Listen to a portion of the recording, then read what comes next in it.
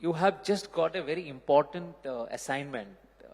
I believe 76,000 booths will be under your control. You'll have to figure out how BJP wins 2024 Lok Sabha elections. What is the plan, sir? Well, in the BJP, there are always assignments of different size and scale. And there is not a week that goes by when BJP Karyakartas are not involved in some assignment on the ground. So we are always working. And in terms of our preparation, we don't just turn up at elections. We are there 24/7, round the year. I'll give you an example. During the pandemic, during the corona crisis, lakhs of BJP workers across the country, in every state, every district, reached out and helped people in distress, organizing community kitchens, distributing masks, helping with oxygen, getting people admitted into hospitals.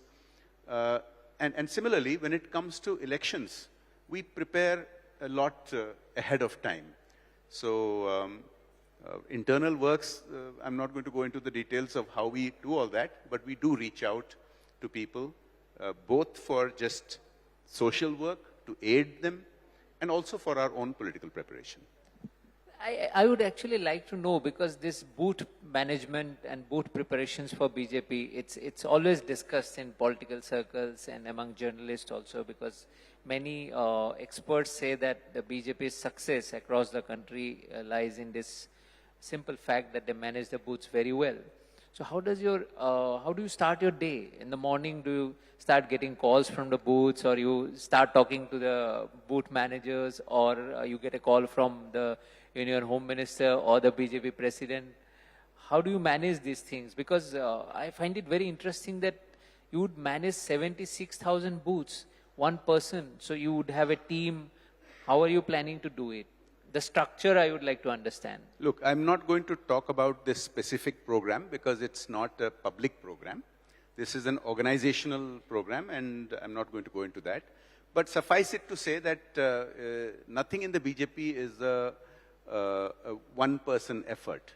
There are people involved at, many people at the national level, many people at each state level, many people at each district level, and our organization is very strong on the ground. Below the district, there are 3 levels. So we have something called a mandal, we have something called a Shakti Kendra, and below that comes the booth. So we have an organization, the BJP has 180 million members, 18 crores. It's the largest party in the world. We superseded the Chinese Communist Party almost a decade ago and have kept on growing. And that's because, and it's not an overnight success either. There have been 3 or 4 generations of party members and leaders who've sacrificed, toiled for this. And then we've, of course, had great inspirational leaders like Atal Bihari Vajpayee and now Narendra Modi. And that's just one aspect of it. The organizational strength is because of a core belief in the nation. We internally discuss all the time that we are the only party that believes in nation first, party second, and self last. This is a mantra that is repeated throughout internal discussions at every level. And I think that's what makes us unique. Also, this fact why I'm insisting on the understanding how you plan your elections, because in West Bengal and in Odisha, 2 states in East, you haven't been successful. You still couldn't form the government, whereas you could penetrate, and now you have governments in almost every state in the Northeast. What is the difference? I know other states in Northeast, 7 other states are different, but Assam, West Bengal, and Odisha, if you compare these 3 states, how are Odisha and West Bengal different for BJP from Assam? See, I want to put this in the context of what I said a little bit earlier, that our success is not an overnight success. 3 or 4 generations of people put in effort over decades, and suddenly success seems to happen very quickly. So since you mentioned Assam, your home state, until 6 years ago, people used to write us off and say the BJP could never win Assam. because of the demographics, because of many other reasons. We won Assam for the first time in 2016, and we had a government under Sarbanand Sonowal. We won it again in 2021, and now we have a government under Himanta Biswa Sharma. Now, you could say that you just said that we haven't succeeded in Odisha and West Bengal. I see it differently, because both in Odisha and West Bengal, until just the previous cycle of elections, we were considered as non-contenders. In Odisha, we were a very distant number 3. But in the course of these last 2 election cycles, particularly the last one, we have become the clear number 2 in both states. And that puts us in a launchpad position. You know, in the 2019 election for the Lok Sabha, there were hardly 4 percentage points differentiating BJP and the regional party which is in government in Odisha. And similarly, in Bengal, the gains that we have had have been phenomenal. I mean, to go from 3 seats to 77 seats is very, it's phenomenal. So we see it very differently. We don't think that this is not worth celebrating. We think that this sets the stage for us to come to government the next time for sure. But so the counter argument is, you mentioned Assam, that you had 2 governments, but before Sarbananda Sonowal ji took charge, before that election, the BJP had, if I remember correctly, only 5 seats, and from 5 to 60 for 2 consecutive terms. It was also a huge jump, and they could form the government. That didn't happen in Odisha and West Bengal. It is almost similar situation. Look, I think the circumstances are different. In some senses, these eastern states have a lot in common. They have been neglected by earlier national governments. They have a similar bonding in terms of culture, in terms of language. There's enormous potential that needs to be tapped. But in some senses, they're also a little different. The demographics of Assam and Bengal are quite different from the demographics in Odisha. Yes, we've had quite spectacular spurts in some states. In Tripura, for instance, we went from having very low presence to being built up dramatically. But each state has its own dynamics. So in some states, we will gain with each successive election cycle, as we have shown in both Bengal and in Odisha. In the last 2 election cycles, we have just kept on getting bigger and more successful. And we are just a stone's throw away from displacing the number 1 parties in these states. And in some other states, because of various other local considerations, the dynamics changed in a very rapid manner. But I don't think ultimately that makes a difference as long as you're growing. Or is it because that both states, West Bengal and Odisha, they had very strong regional leaders to counter BJP, and these are the places where the Prime Minister Modi's magic didn't work? No, that's not true at all. If the Modi magic didn't work, if the BJP wasn't getting traction with the people, we wouldn't have been growing. You know, like I said, it's a spectacular growth for the BJP in Odisha to go from 1 Lok Sabha seat to 8 Lok Sabha seats. And in Bengal, the numbers speak for themselves. So, as I said, success can happen in 2 or 3 cycles of elections, or it can come together and happen suddenly. The reality is, Prime Minister Modi has put a greater focus on the East and the Northeast than any of his predecessors. He's visited the Northeast more times than the cumulative number of visits of all former prime ministers. And that has led to a dramatic turnaround in terms of development. You know, Tripura is just getting its first railway line. Manipur is just getting its first railway line in the Modi government. For decades before this, it was neglected. If you look at the infrastructure projects, if you look at the other projects which are, of course, throughout the country, such as piped drinking water in every home, there's been enormous developmental work. So, you know, there is absolutely every reason to believe that the people of the Northeast and the East are increasingly committed to the idea that the BJP alone can give them good governance. But this expansion is also making several other parties and communities very uncomfortable. Just a while ago, Conrad Sangma, Meghalaya CM, he said that minorities, especially, he was talking on behalf of the Christians, they are feeling cornered, they are feeling threatened because of, he didn't mention BJP, but he said because of the power, certain fringe elements are making lives of minorities uncomfortable, and he is your ally. How do you react to that? First of all, the BJP has been misrepresented by certain sections in media and obviously some of our opponents. And I want to make something very clear. Our governance philosophy is enshrined in the slogan, Sabka Saath, Sabka Vikas, Sabka Vishwas, Sabka Prayas. And I dare anybody to look at BJP's governance wherever we are in government. There are hundreds of government schemes. I talked about piped water in every home, the Ujjwala gas scheme. You know, there are literally dozens of schemes. I dare anyone to show an example where there has been discrimination against any citizen, whether on ground of religion or caste or any other ground at all. There isn't. Now, it's very interesting that in the Northeast, the demographics are quite different from most parts of India. And yet the BJP has been gaining ground. So recently in Assam, of course we've won Assam twice, the state, but you've had local elections. You've had municipal corporation elections. You've had urban elections in Guwahati. And for the first time, we are now beginning to win seats in areas that were traditionally claimed by our opponents that these are unwinnable by BJP because of the demographics of the citizenry in those areas. Whether Christian, Muslim. In Mizoram recently, the demographics are very different from the rest of India, and we have started winning in local elections. But you have a point about some parties getting very uncomfortable. And because most parties in India are dynastic parties, whether it's the party here in West Bengal, whether it's the parties that were recently displaced in Maharashtra, most parties in the country are dynastic.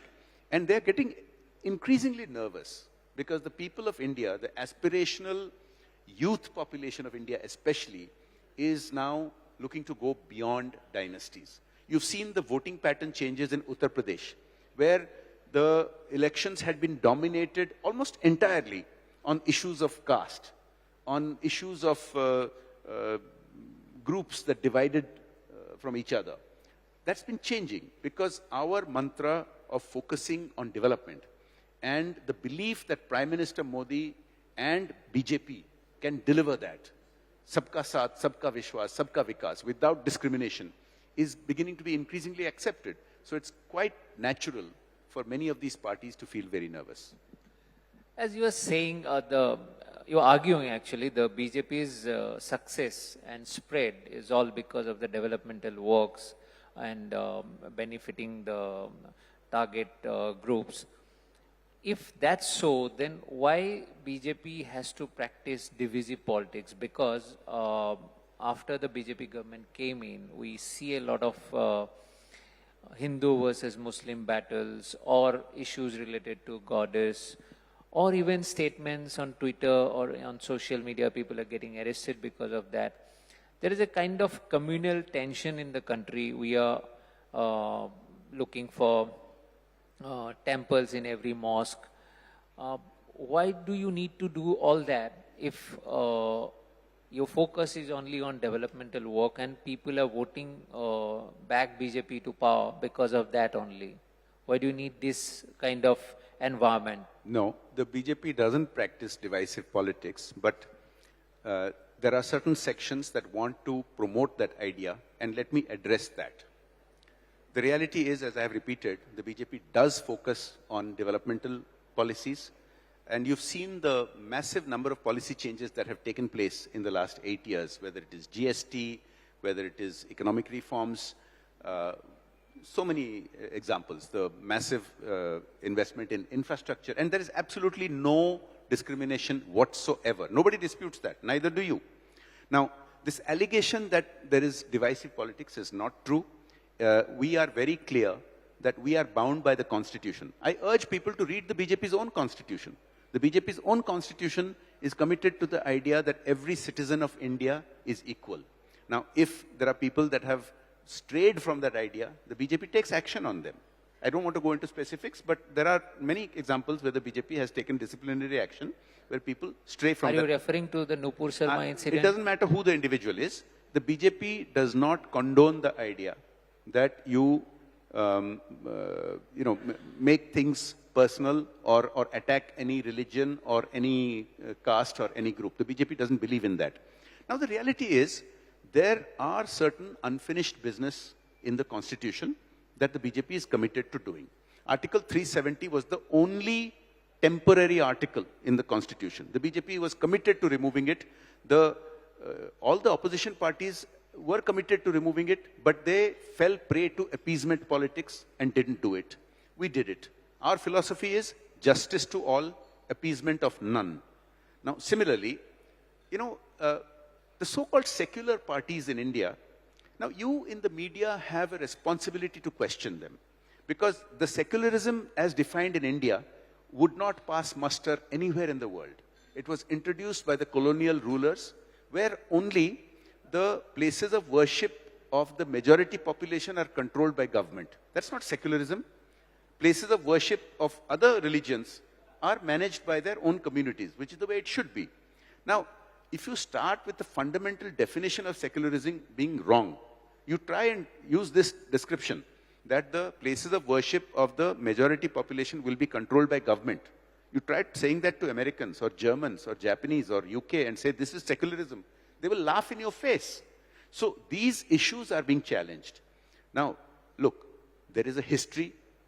It is a fact that many temples were in fact destroyed. But the idea is not to rake up old wounds. The idea is that the Ram Mandir issue has been resolved, which was the biggest of those issues. It's not just the BJP, it's even cultural leaders like Mohan Bhagwatji of the RSS has made a comment that one shouldn't be looking for shivlings in every temple. That's not the intention. Our intention is that we must go by the Constitution. We must abide by equal rights to every citizen. And that was not being done. There was appeasement politics, which the BJP is correcting. And those who had fallen into the pattern of this fake secularism and appeasement politics are obviously trying to strike back. In correcting that, you are going to the other extreme. Now there is a environment of getting hurt by every statement or every comment, and freedom of expression, as many say, is under serious challenge. Now the current controversy is a filmmaker depicting goddess Kali smoking cigarette.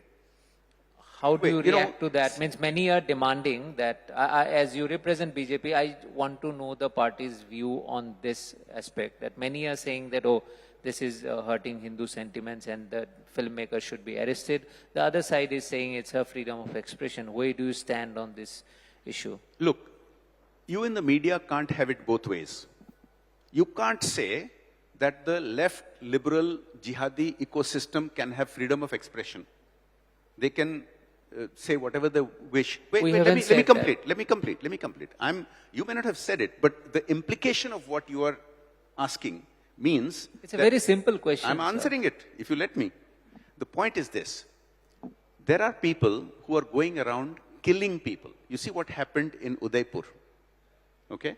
You had a beheading because somebody was provoked by a statement. How many of you have spoken up for freedom of speech in that case? But now, sir, the Supreme Court has said the provocation came from one of your former members. But if you let me, you must let me answer your question. If you want to have a narrative for your viewers, that's different. But I urge that your viewers, if they want to hear from me, they should hear from me. Now, my point is this. Freedom of speech is a guaranteed right in the Indian Constitution with certain circumscriptions on it. And that's what must be followed. It is wrong to say that people have been arrested for positions they take on freedom of speech. You are alluding to a recent arrest when it's very clear that people are violating FCRA norms. People have been violating Foreign Contribution Act norms, misusing it for propaganda, trying to pass themselves off as news sites. You wouldn't do it as a news platform yourself. Why should you tolerate other people doing it? I was referring to this filmmaker who showed Goddess Kali as a smoking cigarette, and there is a demand. She hasn't been arrested. There is a demand that she should be arrested. Do you think that she should be arrested, or she should have the freedom of expression to depict or showcase her interpretation of the goddess? I think that's a very good question. I think we are having a national debate on this issue because, on the one hand, the Supreme Court, as you rightly said, has criticized somebody for criticizing a religion, right? Or quoting text from a religion itself, which some perceive to be criticism. Now, I wonder if the Supreme Court will take the exact same stand in the case of this filmmaker. Now, this is a live debate. My point is, we can't have different standards. If you say that one set of people saying something critical about another set of people hurts the entire country, then the same law should apply to the other side also. If another set of people say the same thing about you, it should apply to them. So this is a live debate. The reality is, in the Indian Constitution, under the first Prime Minister, changes were made which put some of these restrictions in place. Otherwise, we had, in the beginning, we had a complete, what Ambedkar had drafted was complete freedom of speech. And here you must distinguish between speech and action. That's the gold standard of freedom of speech. You say something, it should be permitted, but you go and behead somebody as a provocation, that's not permitted. So this is a debate we are having in the country. My own view, which you asked for, is whatever standard we evolve must equally apply to all. On that note, we'll have to conclude this session because time is running out. Mr. Panda, thank you so much for being here. It was wonderful having this conversation. I could have continued it because I wanted a far more direct answer. Nonetheless, thank you. Much appreciate you joining here. Thank you very much for having me.